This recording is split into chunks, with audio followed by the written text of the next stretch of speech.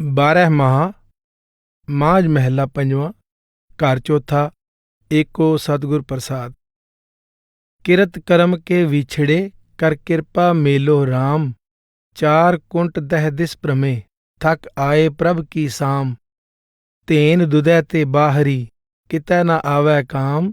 जल बिन साख कुमलावती उपजह नाहि ताम। हर नाह न मिलिए साजनै कत पाइए बिसराम। चित घर हर कंत न प्रगटई पठ नगर से ग्राम। सर्व सिंगार तंबोल रस सण देही सब खाम। प्रभ स्वामी कंत विहूणियां मीत सज्जन सब जाम। नानक की बेनंतियां कर कृपा दीजै नाम। हर मेलो स्वामी संग प्रभ जिसका निश्चल धाम। अर्थात हे प्रभु, अपने ही किए हुए कर्मों के कारण हम आपसे बिछड़े हुए हैं। आप कृपा करके हमें अपने साथ मिला लो। हमने चारों ओर 10 दिशाओं को छान मारा है, परंतु हम आपके साथ मिलाप नहीं कर सके। अब थक कर आपकी शरण में आ गए हैं। आपसे बिछुड़कर हमारी वही हालत है जो दूध विहीन गाय की होती है। जिस प्रकार पानी के बिना खेती मुरझा जाती है और उसकी कोई कीमत नहीं रहती, प्रियतम से बिछुड़कर हमारी भी वही हालत है। जब तक हरि रूपी साजन से मिलाप ना हो, मन को शांति कैसे मिले, सुख चैन कैसे आए।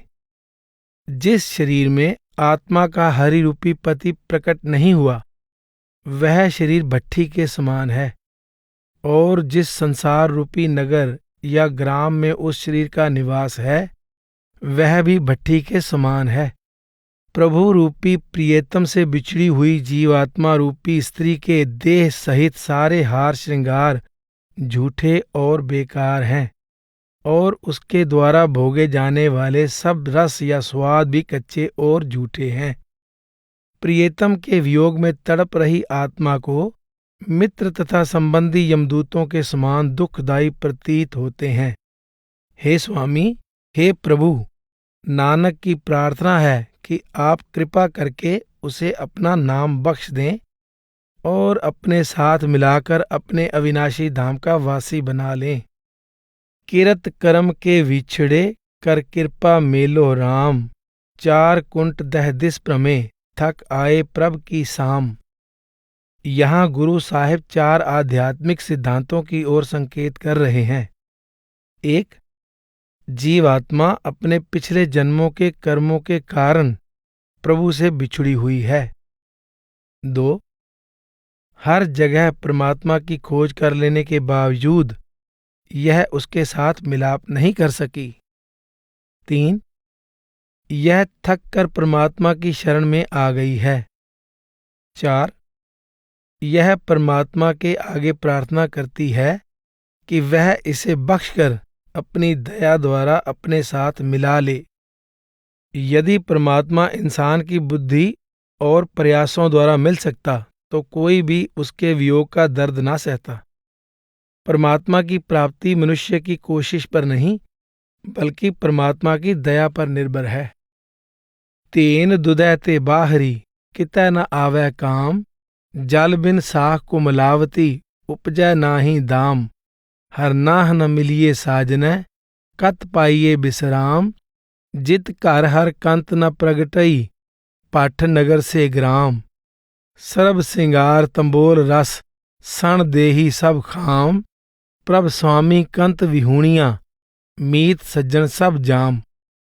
इन पंक्तियों में गुरु साहिब हमें कुछ उदाहरणों द्वारा समझाते हैं कि जिस प्रकार दूध ना देने वाली गाय की कोई कद्र नहीं होती और पानी के बिना मुरझाई खेती की कोई कीमत नहीं होती, उसी प्रकार परमात्मा रूपी पति के बिना आत्मा रूपी स्त्री को कभी सच्चा सुख नहीं मिल सकता। जब तक जीवात्मा का अपने पति प्रभु के साथ मिलाप नहीं होता, तब तक उसके अंदर शांति कैसे आ सकती है, उसकी बेचैनी कैसे दूर हो सकती है। जिसके अंतर में प्रियतम प्रभु प्रकट नहीं हुआ, वह काम, क्रोध, लोभ, मोह, अहंकार इच्छाओं और तृष्णाओं की आग में तप रहा है। पाटन नगर से ग्राम।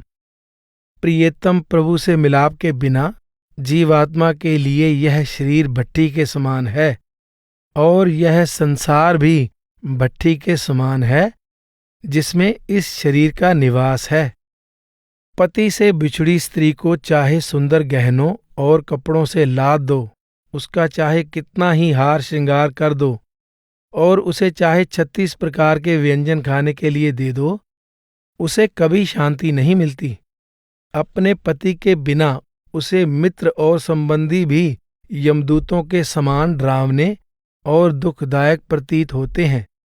आत्मा रूपी स्त्री को जब भी सच्चा सुख मिलता है केवल परमात्मा के मिलाप से ही मिलता है। गुरु साहिब वाणी के एक अन्य प्रसंग में कहते हैं, एक सज्जन सब सज्जना, एक वैरी सब वाद। परमेश्वर मित्र बन जाए तो सारा संसार मित्र जान पड़ता है, अन्यथा सारा संसार दुश्मन प्रतीत होता है। नानक की बेनंतियां कर कृपा दीजै नाम, हर मेल हो स्वामी संग प्रभ जिसका निश्चल ताम। अपनी निर्बलता को देखती हुई आत्मा रूपी स्त्री प्रार्थना करती है, हे दयालु प्रभु, मुझे अपने साथ मिलाने वाले और अपना प्रेम पैदा करने वाले नाम के साथ जोड़ दें।